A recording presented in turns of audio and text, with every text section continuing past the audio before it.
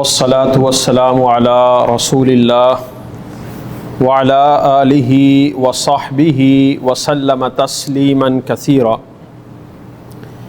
وعلى آله وصحبه وسلم تسليما كثيرا. قال الله سبحانه وتعالى في القرآن المجيد والفرقان الحميد: ادعوا ربكم تضرعا وخفية. قال النبی صلی اللہ علیہ وسلم: الدعاء سلاح المؤمن وعماد الدین ونور السماوات والارض. ہر قسم کی حمد و ثنا، تعریفات اور تسبیحات اللہ رب العزت کے لیے، جو رب العالمین پوری کائنات کا خالق اور مالک ہے، رازق ہے. درود و سلام نبی مکرم اللہ رب العزت کے حبیب اور خلیل محمد الرسول اللہ صلی اللہ علیہ وآلہ وسلم کی ذات مقدسہ مطہرہ پر. پیارے بھائیو، ہمارا آج کا جو مضمون ہے وہ دعا کے حوالے سے ہے. دعا کے آداب، اس کی شرائط، دعا کی قبولیت کے لیے کن چیزوں کا ہونا ضروری ہے اور کن وجہ سے اللہ رب العزت انسان کی دعا کو قبول کرتے ہیں اور کس وجہ سے رب العالمین دعا کو دھتکار دیتے ہیں، انسان کو خالی ہاتھ واپس بھیج دیتے ہیں. سب سے پہلے نمبر پہ قرآن کریم کے اندر ادعوا ربکم تضرعا وخفیہ، دوسرے مقام پہ وقال ربکم ادعونی استجب لکم، ادعونی استجب لکم، یعنی رب العالمین فرما رہے ہیں کہ مجھ سے دعا کرو، میں تمہاری دعا کو قبول کرنے والا ہوں. پیارے بھائیوں، یہ دعا بھی جو ہے یہ ایک عبادت ہے. الدعاء ہی العبادہ، الدعاء مخ العبادہ. یہ عبادت ہی نہیں ہے بلکہ یہ عبادت کا مغز ہے. جتنی بھی عبادات ہیں، وما خلقت الجن والانس الا لیعبدون، ہماری تخلیق کا، دنیا کے اندر بھیجنے کا اللہ نے ایک مقصد رکھا ہے، وہ ہے الا لیعبدونی. یہاں پہ یا ہے وہ محذوف ہے، اصل لفظ ہے الا لیعبدونی، کہ میری آپ نے عبادت کرنی ہے. یہ ہماری زندگی کا اللہ نے مقصد، ہدف، ٹارگٹ رکھا ہے.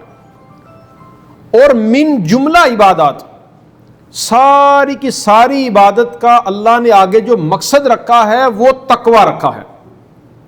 مثال کے طور پہ ذی الحجہ کے موقع پہ ہم نے اللہ کے راستے کے اندر جانوروں کا ہم نے خون پیش کیا ہے، تو رب العالمین فرماتے ہیں لن ینال اللہ لحومها ولا دماؤها ولکن ینالہ التقوی منکم، کہ اللہ کو کچھ بھی نہیں پہنچتا، نہ خون، نہ گوشت، نہ چمڑا، ہڈی، کھال، جانور کی اللہ کو کچھ بھی نہیں پہنچتا. ولکن ینالہ التقوی منکم، اگر کوئی چیز اللہ کو پہنچتی ہے وہ تقوی ہے. ایسے ہی ماہ مبارک کے بارے میں یا ایھا الذین آمنوا کتب علیکم الصیام کما کتب علی الذین من قبلکم لعلکم تتقون. روزوں کا مقصد کیا ہے؟ لعلکم تتقون. ایسے ہی من جملہ عبادات، ساری کی ساری عبادت کو اللہ رب العزت نے ایک آیت کے اندر رب العالمین نے فرما دیا کہ یا ایھا الناس اعبدوا ربکم الذی خلقکم والذین من قبلکم لعلکم تتقون. ساری کی ساری عبادت کا بالآخر جو لب لباب، اس کی اینڈنگ جو ہے وہ اللہ نے تقوی پر رکھی ہے۔ دعا جو ہے یہ اس کو مخ العبادہ کہا جاتا ہے، عبادت کا مغز ہے یہ۔ اب ہم نے یہ چیز بڑی غور کے ساتھ، بڑی توجہ کے ساتھ سننی ہے کہ اس کے اندر کن چیزوں کا ہونا ضروری ہے۔ دعا کرتے وقت جو ہے سب سے پہلے نمبر پر الاخلاص فی النیہ والتقوی، نیت کے اندر انسان کا اخلاص ہو، دعا دکھلاوا مقصد نہ ہو بلکہ وہ اللہ رب العزت کے لیے خالصاً اللہ کی رضا کے لیے۔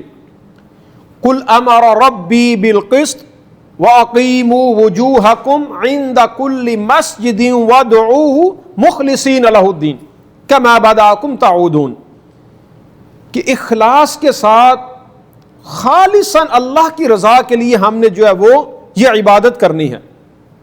اور انما الاعمال بالنیات، اعمال کا جو انحصار ہے، دار و مدار ہے، وہ اللہ نے نیت پہ رکھا ہے۔ تو دعا کرنے سے پہلے سب سے پہلے نمبر پہ ہمارے اندر جو ہے وہ نیت، اس کے اندر اخلاص ہونا چاہیے۔ اب بعض جگہ پہ جو ہے وہ رسمی دعا کی جاتی ہے، مثال کے طور پہ پاکستان کے اندر یا غالباً ہندوستان کے اندر بھی یہ مسئلہ ہوگا کہ لوگ کسی کی ڈیتھ کے موقع پہ، فوتیدگی کے موقع پہ، حالانکہ وہاں پہ اللہ کے رسول صلی اللہ علیہ وسلم نے تعزیت کی دعائیں سکھلائی ہیں۔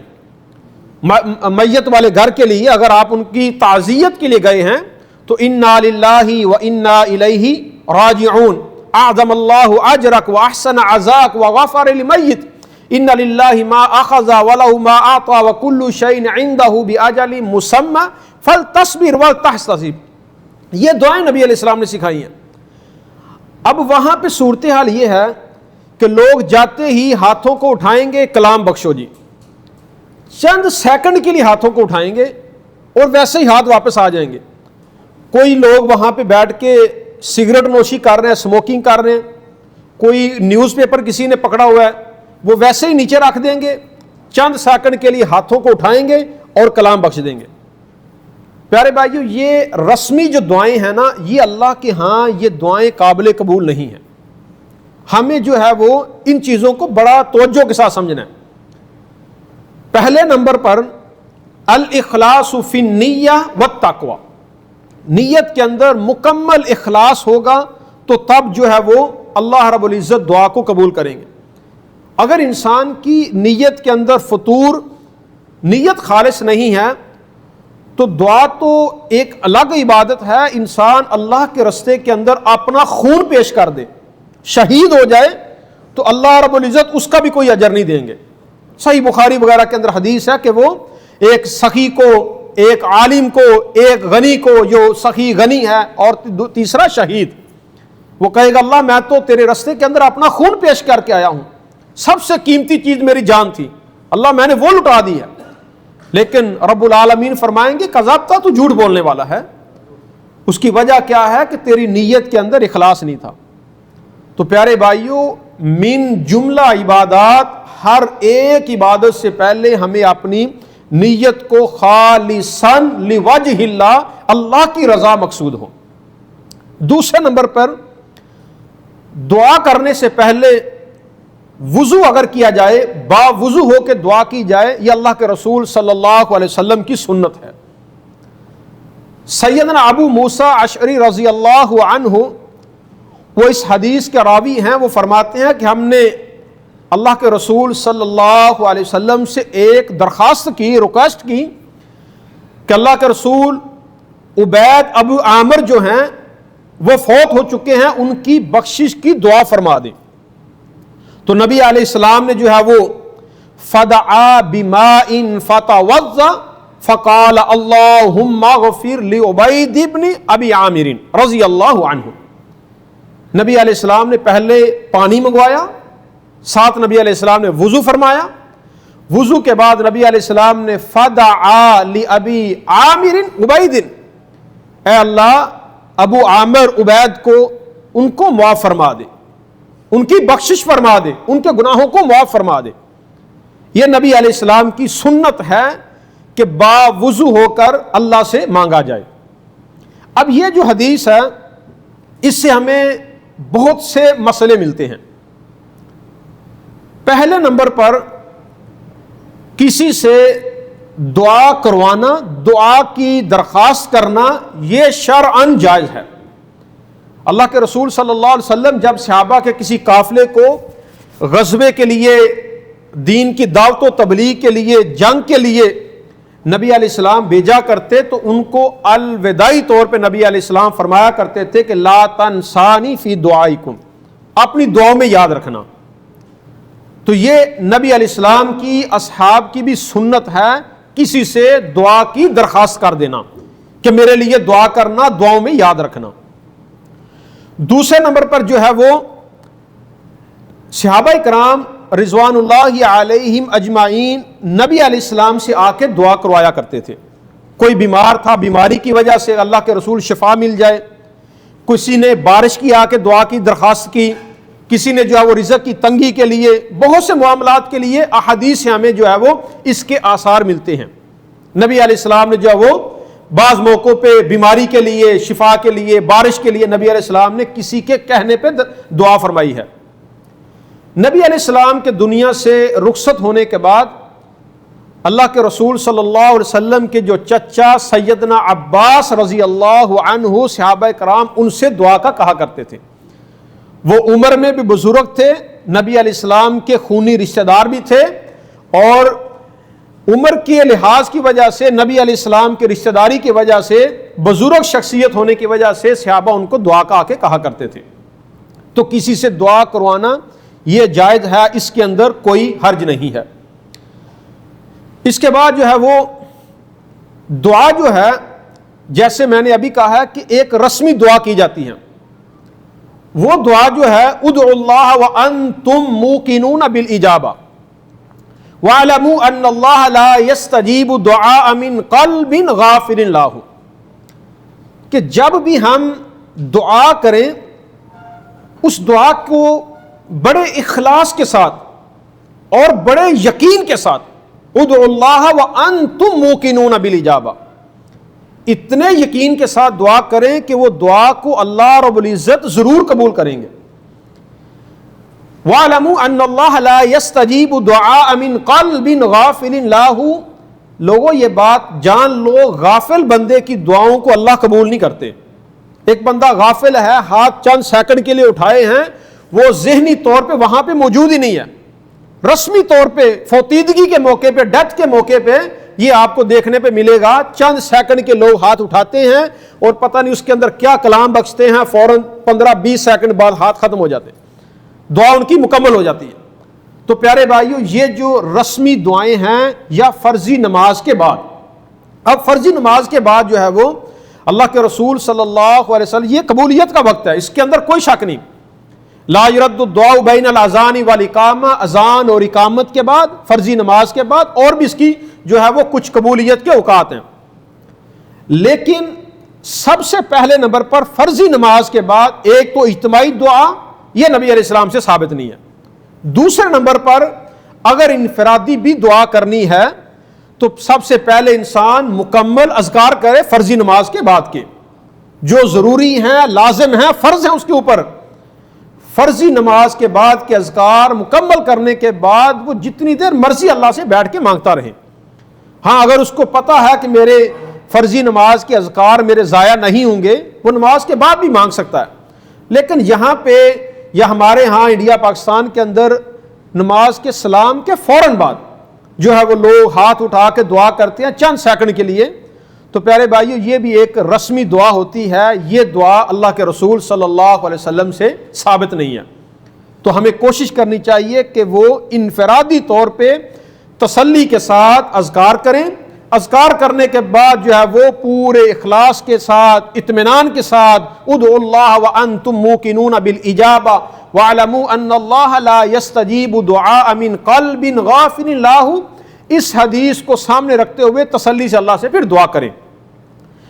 یہ دو چیزیں ہوگی انسان کی جو ہے وہ دعا کی قبولیت کے لیے. تیسرے نمبر پر جو ہے وہ استقبال القبلہ، قبلے کی طرف منہ کرنا. ہماری دعا کی قبولیت کے لیے دعا کی شرائط میں یہ بہت ہی امپورٹنٹ چیز ہے کہ دعا کے لیے انسان کا چہرہ جو ہے وہ قبلہ ہونا چاہیے. جب ہم مسجد الرسول اللہ کے اندر جاتے ہیں، مسجد النبوی کے اندر، اس وقت لوگ جو ہے وہ روزہ رسول کی طرف منہ کر کے بیت اللہ کی جانب اپنی کمر کر کے دعائیں کر رہے ہوتے ہیں. نبی علیہ السلام کی یہ جو مسجد ہے، اللہ نے اس کو بڑا اعزاز دیا ہے.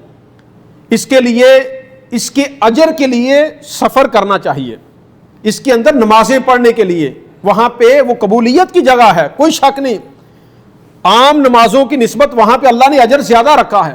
وہاں پہ نبی علیہ السلام کا روزہ ہے، نبی علیہ السلام کا مدفن ہے. نبی علیہ السلام کے دو بڑے پیارے جلیل القدر صحابی نبی علیہ السلام کے ساتھ آرام فرما رہے ہیں. اس مسجد کی شان کے اندر، مقام کے اندر کوئی شک نہیں. لیکن پیارے بھائیوں، وہاں پہ بھی بیٹھ کے اگر ہم نے دعائیں کرنی ہے تو ہم نے وہاں پہ بیٹھ کے روزہ رسول کی منہ کرنے کی بجائے ہمیں قبلے کی طرف منہ کر کے دعا کرنی ہے. ہمیں اس کی طرف منہ کر کے دعا نہیں کرنی. یا تو مسجد کے اندر بیٹھ جائیں، آگے روزہ رسول بھی ہو، اس کے سامنے قبلہ بھی ہو، وہ ایک الگ کیس ہے.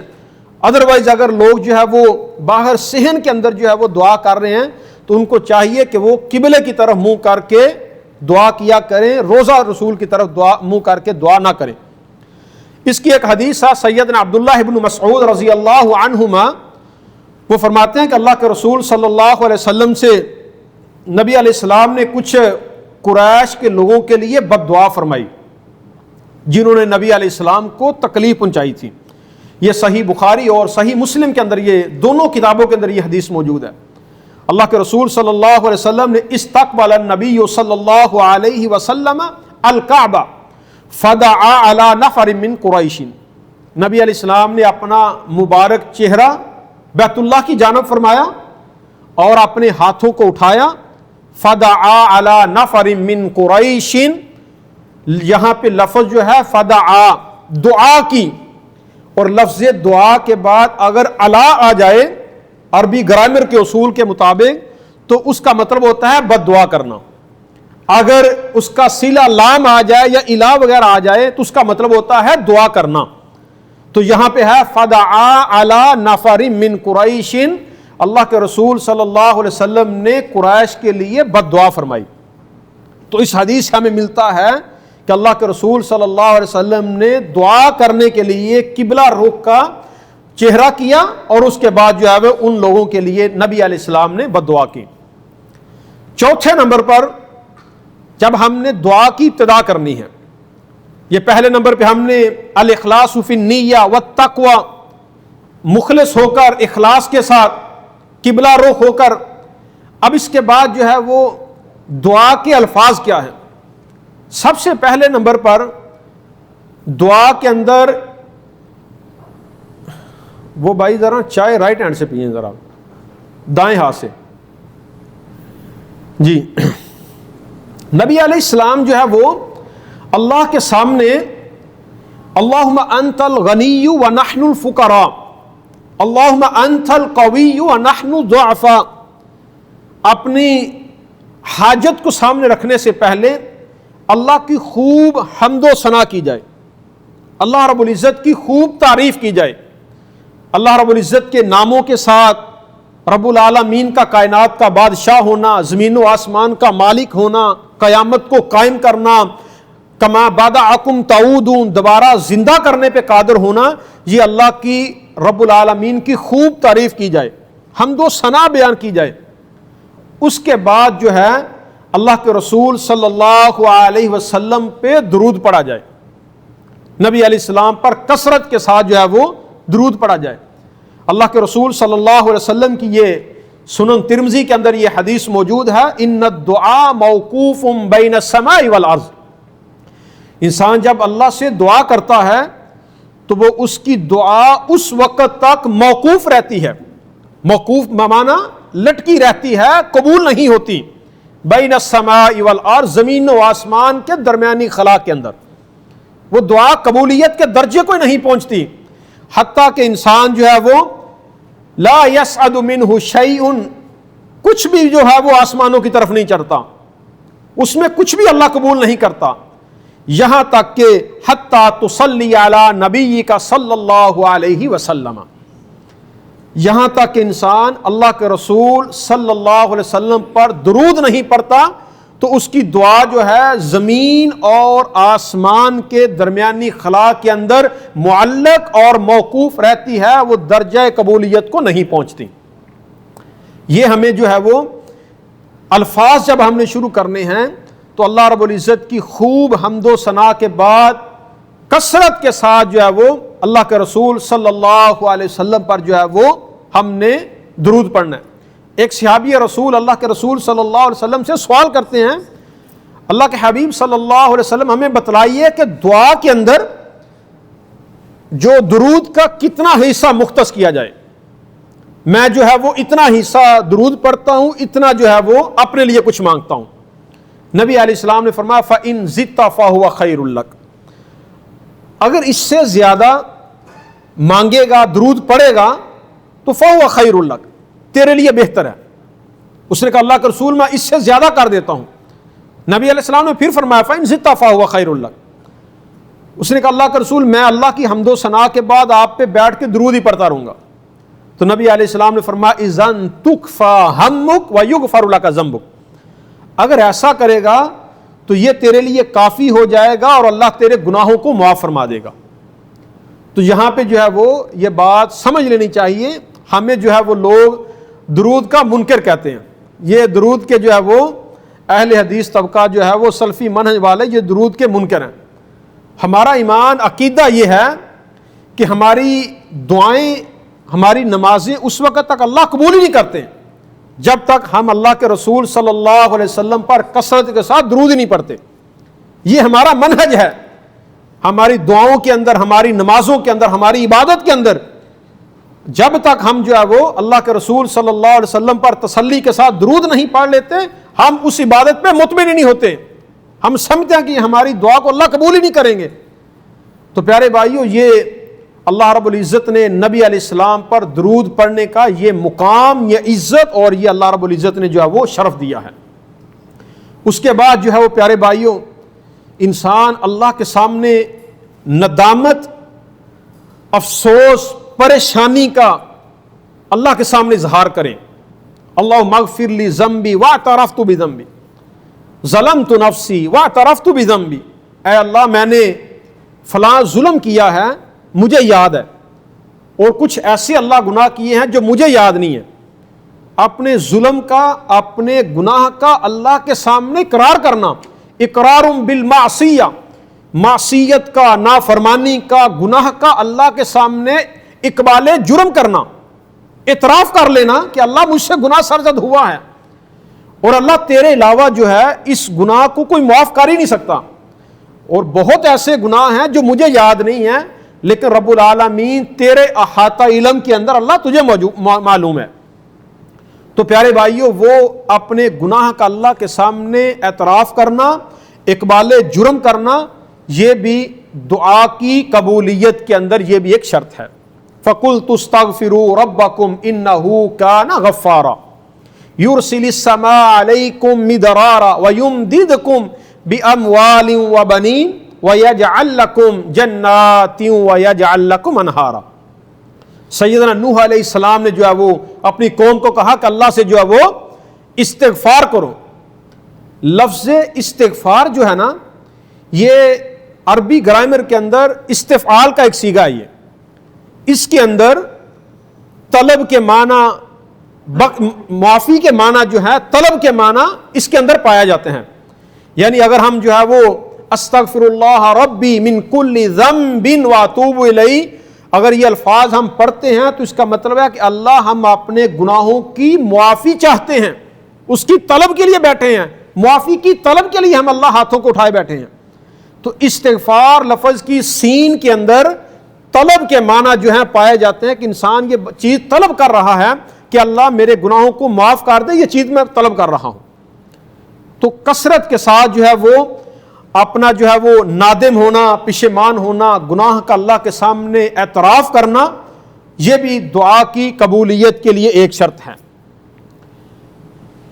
سیدنا ابراہیم علیہ السلام جد الانبیاء، انہوں نے جو ہے وہ ان کی دعائیں، اکثر دعائیں ان کی آخرت پر مبنی ہیں.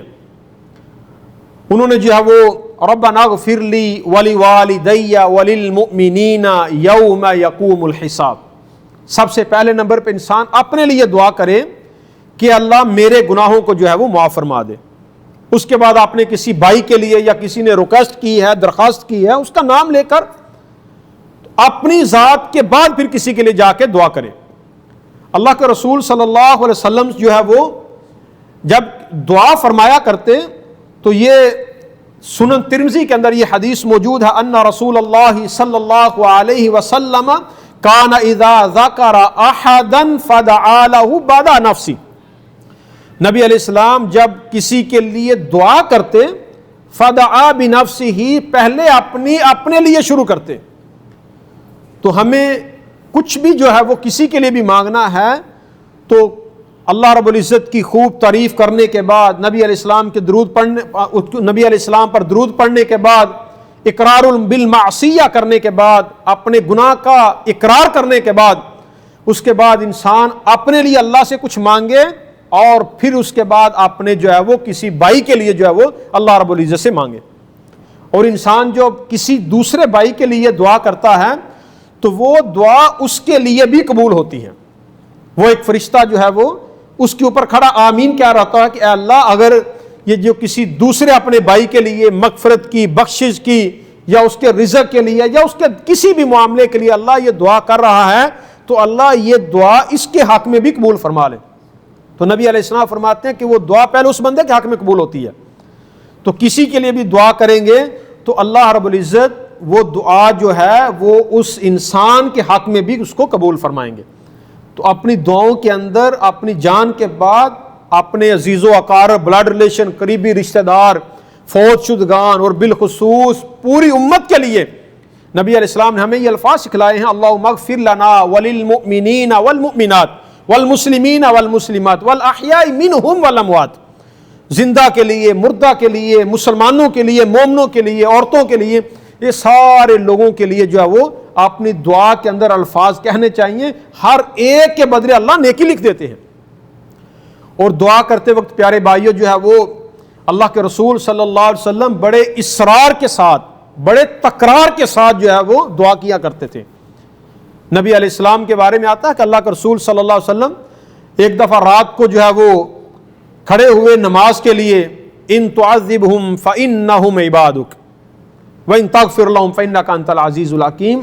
اس آیت کے اوپر ساری رات روتے رہے، بار بار اس آیت کو پڑھتے رہے کہ اللہ اگر تو ان کو عذاب دے گا تو اللہ تیرے ہی بندے ہیں، اور اے اللہ اگر تو ان کو معاف کر دے گا تو تجھے کوئی پوچھنے والا نہیں ہے.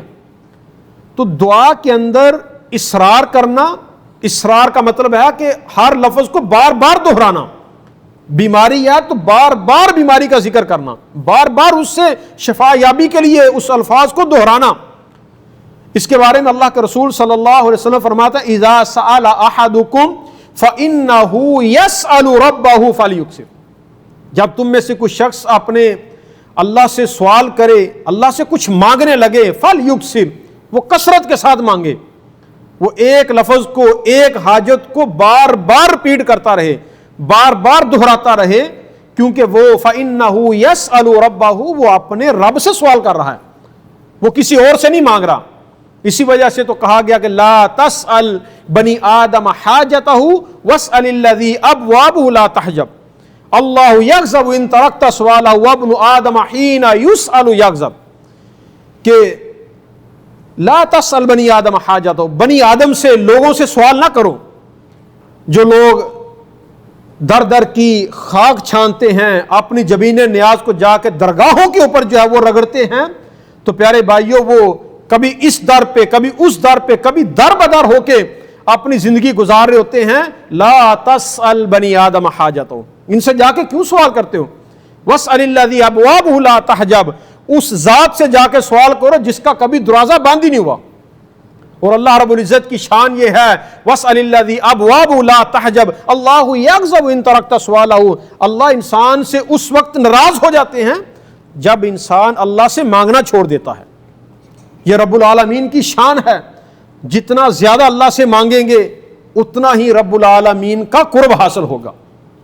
تو اس لیے پیارے بھائیوں، جب بھی اللہ رب العزت سے دعا کریں، کوئی ایک بھی حاجت کے لیے اگر دعا کر رہے ہیں، بہت سی انسان کو ضرورتیں ہیں، کوئی مقروض ہے، کوئی بیمار ہے، کسی کو اولاد کا معاملہ ہے، تو وہ اپنے الفاظ کو بار بار دہرائے۔ ایک اور حدیث کے اندر اللہ کے رسول صلی اللہ علیہ وسلم سیدنا عبداللہ ابن مسعود رضی اللہ عنہ فرماتے ہیں کہ نبی علیہ السلام نے فرمایا وَقَانَ اِذَا دَعَا ثَلَاثًا وَإِذَا سَأَلَ سَأَلَ ثَلَاثًا۔ نبی علیہ السلام جب اللہ سے کوئی دعا کرتے تو کم از کم 3 بار الفاظ کو دہراتے۔ اگر جنت کا سوال کرتے اللہم انی اسألک الجنہ، اللہم انی اسألک الجنہ، اللہم انی اسألک الجنہ، بار بار 3 دفعہ جو ہے وہ کسی چیز کو مانگتے تو 3 دفعہ دہراتے، اور اگر کسی چیز سے پناہ مانگتے تو تب بھی 3 دفعہ دہراتے۔ جہنم سے پناہ مانگنی ہے، قبر کے عذاب سے ہے، اللہم انی اعوذ بک من عذاب القبر، بار بار اس کو دہرائیں۔ تو اپنی دعاؤں کے اندر الفاظ کو ریپیٹ کرنا اصرار کے ساتھ، تکرار کے ساتھ، یہ اللہ کے رسول صلی اللہ علیہ وسلم کی بھی سنت ہے اور نبی علیہ السلام کے اصحاب کی بھی سنت ہے۔ اس کے بعد جو ہے وہ دعا کے اندر، دعا کے آداب کے اندر تواضع، عاجزی، انکساری، گڑ گڑا کر ادعوا ربکم تضرعا وخفیہ، گڑ گڑا کر اللہ کے سامنے جو ہے وہ اللہ سے مانگنا۔ اور اگر یہ نصیب ہو جائے کہ انسان کی آنکھوں سے آنسو بہہ جائیں تو پیارے بھائیوں اس دعا کے کیا کہنے۔ اللہ کے رسول صلی اللہ علیہ وسلم فرماتے ہیں سبعۃ یظلھم اللہ فی ظلہ یوم لا ظل الا ظلہ، امام عادل وشاب نشا فی عبادۃ ربی ورجل قلبہ معلق بالمساجد ورجلان تحابا فی اللہ اجتمعا علیہ وتفرقا علیہ ورجل خرجت، ایسا بندہ ففازت عیناہ ورجل ذکر اللہ خالیا ففازت عیناہ، ایک ایسا بندہ جو تنہائی کے اندر وہ اکیلا ہے، خلوت ہے، اور وہ اپنے ہاتھوں کو اٹھا کے اپنے گناہوں کے اوپر، اپنے جرم کے اوپر اللہ کے سامنے رو پڑتا ہے۔ وَرَجُلٌ ذَكَرَ اللَّهَ خَالِيًا فَفَاضَتْ عَيْنَاهُ، اس کی آنکھوں سے آنسو نکل پڑتے ہیں، اور وہ آنسو اللہ کو بہت محبوب ہیں، وہ بڑے قیمتی آنسو ہیں اللہ کے ہاں۔ اس کے آنسو نکلیں گے تو اللہ کے رسول صلی اللہ علیہ وسلم فرماتے ہیں سبعۃ یظلھم اللہ فی ظلہ یوم لا ظل الا ظلہ، اللہ کے ہاں وہ انسان اس قدر محبوب انسان ہے، اللہ کو وہ انسان اس قدر پیارا ہے، کل قیامت والے دن اللہ اس انسان کو اپنے عرش کا سایہ نصیب فرمائیں گے۔ پیارے بھائیو اس دن یوم لا ظل الا ظلہ، جس دن کوئی بھی سایہ نہیں ہوگا، لوگ سائے کے لیے تڑپ رہے ہوں گے، اپنے گناہوں کی بدولت پسینے کے اندر ڈوب رہے ہوں گے، اور اگر اس موقع پہ رب العالمین بلا کے اپنے عرش کا سایہ دے دیں تو پیارے بھائیوں اس سے بڑی کامیابی، کامرانی اور کائنات کے اندر کوئی نہیں ہے۔ اللہم اجعلنا منہم، اللہ ہمیں اس شخص کے اندر، ان لوگوں کے اندر اللہ ہمارا بھی شمار فرما لے۔ تو پیارے بھائیو دعا کرتے وقت جو ہے وہ جب ہم پوری تسلی کے ساتھ کریں گے نا تو انشاءاللہ الرحمن آخرت کو یاد کرتے ہوئے ہماری آنکھیں بہہ پڑیں گی۔ یہ کوئی بعید چیز نہیں ہے۔ انما المؤمنون الذین اذا ذکر اللہ وجلت قلوبہم واذا تلیت علیہم آیاتہ زادتہم ایمانا، الایمان یزید و ینقص، انسان کا ایمان یہ کم بھی ہوتا ہے، زیادہ بھی ہوتا ہے، اور جب ہم قرآن کریم کی تلاوت کرتے ہیں تو اس وقت جو ہے وہ زادتہ ایمانا، ایمان انسان کا بڑھ جاتا ہے۔ جب ایمان بڑھے گا تو آنکھیں بہہ پڑیں گی، دل دہل جائے گا۔ یہ کوئی بعید چیز نہیں ہے، صرف اس کے لیے ایک چیز کا خیال رکھنا ہے کہ یطیل السفر اشعث اغبر یمد یدیہ الی السماء یا ربی مطعمک حرام وملبسک حرام وغذی بالحرام فانا یستجاب لذلک۔ دعا کرتے وقت پیارے بھائیوں بس یہ خیال رہے کہ انسان کے جسم کے اندر حرام کا لقمہ موجود نہ ہو، انسان حرام کھانے والا نہ ہو، کسی کی حق تلفی کرنے والا نہ ہو، کسی یتیم کا، غریب کا مال کھانے والا نہ ہو۔ اس کے جسم کے اندر اگر حرام کا لقمہ موجود ہے تو پیارے بھائیوں عام جگہ تو بڑی دور کی بات ہے، انسان صحن بیت اللہ کے اندر بیٹھے، مقام ملتزم کے ساتھ چبڑ کے بیت اللہ کے غلاف کو پکڑ کے حجر اسود کے اندر منہ کر کے بھی اللہ سے دعا کرے گا تو اللہ وہاں پہ بھی دعا کو قبول نہیں کریں گے۔ نبی علیہ السلام فرماتے ہیں یطیل السفر اشعث اغبر یمد یدیہ الی السماء، ایک ایسا بندہ جو بڑا لمبا سفر کر کے بیت اللہ تک پہنچا ہے، رستے کے اندر پہاڑ آئے ہیں، سفر میں پہاڑوں کی ویرانی، دہشت، وحشت اس نے برداشت کی ہے، رات کا سفر اس نے کیا ہے، صحراؤں کی گرمی برداشت کی ہے، تپتی ریت کے اوپر چل کے وہ آیا ہے، اس کے بال بکھرے ہوئے ہیں، اشعث اغبر یمد یدیہ الی السماء، اس کے بال بکھرے ہوئے سفر کی وجہ سے، بڑا گندا حال ہے۔ اس کنڈیشن میں بھی جا کے وہ اللہ سے دعائیں کر رہا ہے، یا ربی یا ربی یا ربی، یا اللہ میں آیا ہوں، معافی چاہتا ہوں۔ تو اللہ رب العزت جو ہے وہ آسمان سے فرماتے ہیں آنے والے مطعمک حرام وملبسک حرام وغذی بالحرام فأنی یستجاب لذلک، آنے والے تیرا تو کھانا حرام کا ہے، تیری غذا حرام کی ہے، تیرا پینا حرام کا تھا، تیرا لباس حرام کا ہے، اور فأنی یستجاب لذلک، اور تو دعائیں کر رہا اللہ میری دعاؤں کو قبول فرما لیں۔ اللہ کو ایسی دعاؤں کی کوئی ضرورت نہیں ہے۔ تو پیارے بھائیوں، اگر ہم یہ چاہتے ہیں کہ اللہ کے ہاں ہماری دعاؤں کو شرف قبولیت ملے تو حرام کا لقمہ اپنے پیٹ کے اندر نہ جانے دیں۔ قرآن کریم کے اندر 2 مقامات پہ اللہ رب العزت نے انبیاء کی جماعت کو بھی یا ایھا الرسل کلوا من الطیبات، انبیاء کی جماعت اور مومنین کو بھی اللہ الگ مقام پہ فرمایا ہے کہ جو ہے وہ کلو من طیبات، آپ نے حلال اور پکیزہ مال کھانا ہے۔ یہ نبیوں کو بھی مخاطب کیا اللہ تعالیٰ نے، حالانکہ انبیاء تو کھاتے ہی حلال ہیں، لیکن بات کے اندر پختگی پیدا کرنے کے لیے اللہ نے انبیاء کو بھی ذکر کیا ہے کہ انبیاء کی جماعت آپ نے بھی حلال کھانا ہے۔ تو پیارے بھائیوں، قبولیت اگر چاہتے ہیں تو حرام جو ہے، حرام کا لقمہ اپنے جو ہے وہ پیٹ کے اندر نہ جانے دیجیے۔ اور دعا جو ہے، انسان بعض دفعہ دعا کرتا ہے اور وہ دعا کے اندر جلد بازی کرتا ہے۔ یستجاب لاحدکم ما لم یعجل دعوت فلم یستجاب لی، وہ کہتا ہے کہ میں تو دعائیں کرتا ہوں، میری دعاؤں کو اللہ قبول ہی نہیں کرتے، یہ لفظ بولتا ہے فلم یستجاب لی، میری دعائیں قبول ہی نہیں ہوتی، پھر وہ دعا کرنا چھوڑ دیتا ہے۔ تو پیارے بھائیوں، اس چیز سے اللہ کے رسول صلی اللہ علیہ وسلم نے منع فرمایا ہے۔ یہ اللہ رب العزت ہی بہتر جانتے ہیں کہ اس انسان کی دعا کو کب، کس وقت، کس موقع پہ اللہ نے قبول کرنا ہے۔ انسان جو خلق الانسان عجولا، انسان جلد باز ہے، انسان جلد بازی چاہتا ہے کہ ابھی دعا کروں ابھی قبول ہو جائے، لیکن اللہ رب العزت جو ہے وہ انسان کی استقبال کو، انسان کے جو ہے وہ ماضی حال، مضارع کو، آنے والے وقت کو بھی اللہ تعالیٰ خوب جانتے ہیں۔ تو اللہ رب العزت نے کب قبول کرنی اللہ جانتے ہیں، اور انسان کے لیے اسی وقت ہی بہتر ہے۔ اور دعا کے اندر انسان کسی کے لیے جو ہے وہ کسی خاص شخص کو مخصوص کر کے دعا نہ کرے۔ نبی علیہ السلام نے ایک شخص کو دعا کرتے ہوئے سنا، وہ دعا کر رہا تھا اللہم ارحمنی ومحمدا ولا ترحمنی معنا احدا، اے اللہ مجھ پر اور نبی علیہ السلام پر رحم نازل فرما، اس کے علاوہ کسی اور پر رحم نازل نہ فرمانا۔ تو نبی علیہ السلام نے اس کو روک دیا۔ تو ایسی دعا نہیں کرنی چاہیے، بلکہ سب لوگوں کے لیے، امت مسلمہ کے لیے اپنے بعد جو ہے وہ اللہم اغفر لنا وللمؤمنین والمؤمنات والمسلمین والمسلمات، اس طرح جو ہے وہ دعا کرنی چاہیے۔ اس کے بعد جو ہے وہ ہلکی آواز کے اندر، خلوت کے اندر اگر دعا کی جائے نا تو پیارے بھائیو وہ دعا اثر دکھاتی ہے، وہ رنگ لاتی ہے۔ ادعوا ربکم تضرعا وخفیا، خفیہ انداز میں، چپکے چپکے سے۔ بعض لوگ جو ہے وہ، یہ ہمارے معاشرے کے اندر جب سے سوشل میڈیا نے جنم لیا ہے، یہ ایک بیماری نے جنم لیا، لوگ مسجد رسول اللہ کے اندر جائیں گے، موبائل رکھا ہے، ساتھ ہاتھ اٹھائے ہیں، وہ کس کو ہم دکھا رہے ہیں؟ بیت اللہ کے اندر جائیں گے، ساتھ بیت اللہ کا طواف چل رہا ہے، ساتھ لائیو چلایا ہوا ہے، اور ساری توجہ موبائل کے اندر ہے۔ تو پیارے بھائی، اتنا لمبا سفر کر کے اگر وہاں سے خالی ہاتھ واپس آ جائیں تو بڑی بد نصیبی ہے۔ اپنے موبائل کو، اپنی سوشل ایکٹیویٹی کو وہاں پہ جو ہے موقوف کر دینا چاہیے۔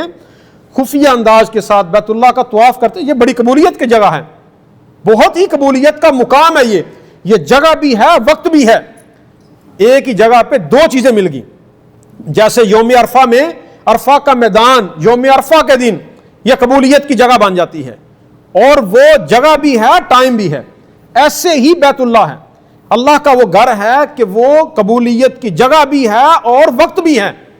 تو ہمیں وہاں پہ لائیو چلانے کی بجائے، وہاں پہ جو ہے وہ ہاتھ اٹھا کے سیلفیاں بنانے کی بجائے جو ہے وہ کثرت کے ساتھ وہاں پہ اللہ سے خفیہ انداز میں چپ کے کسی کو پتہ ہی نہ چلے انسان اللہ سے کیا مانگ رہا ہے، تو خفیہ انداز سے اللہ تعالیٰ سے دعا کرے، اور اس کے بعد جو ہے وہ وَلِلَّهِ الْأَسْمَاءُ الْحُسْنَى، اللہ تعالیٰ سے جو ہے وہ اسماء حسنہ جو ہیں اس کے ذریعے اللہ تعالیٰ کو جو ہے وہ پکارے، اور آخر میں جو ہے وہ آمین کہے، اور اوجب ان ختم بآمین، جب وہ دعا کا اختتام کرے مکمل دعا ہو جائے تو آخر میں آمین کہہ دے، یا ربنا تقبل منا انک انت السمیع العلیم، اے اللہ اس کو قبول بھی فرما لینا۔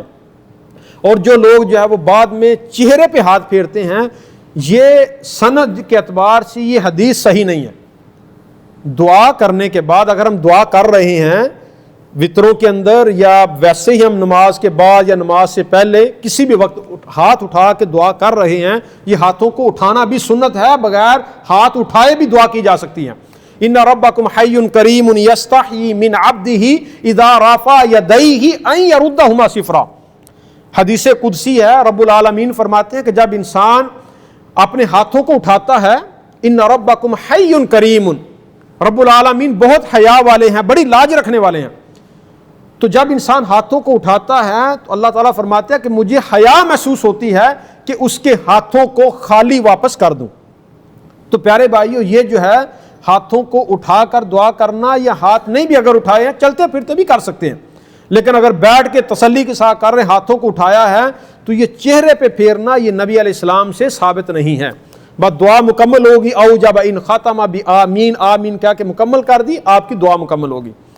تو یہ ایسا ہتھیار ہے، الدعاء سلاح المؤمن وعماد الدین ونور السماوات والارض لا تعجزوا فی الدعاء فانہ لن یہلک مع الدعاء احد، مسلسل دعائیں کرنے والا بندہ کبھی ناکام نہیں ہوتا، وہ دنیا کی فیلڈ ہو آخرت کی ہو، کثرت کے ساتھ اللہ سے مانگنے والا بندہ دنیا میں کبھی ناکام نہیں ہوتا۔ تو اللہ تعالیٰ سے دعا ہے اللہ رب العزت ہمیں اخلاص کے ساتھ، تقوی کے ساتھ، اور دعا کو جو ہے وہ جن چیزوں سے دعا قبول ہوتی ہے اسی کے ساتھ اللہ تعالیٰ ہمیں دعا کرنے کی توفیق سے نوازے۔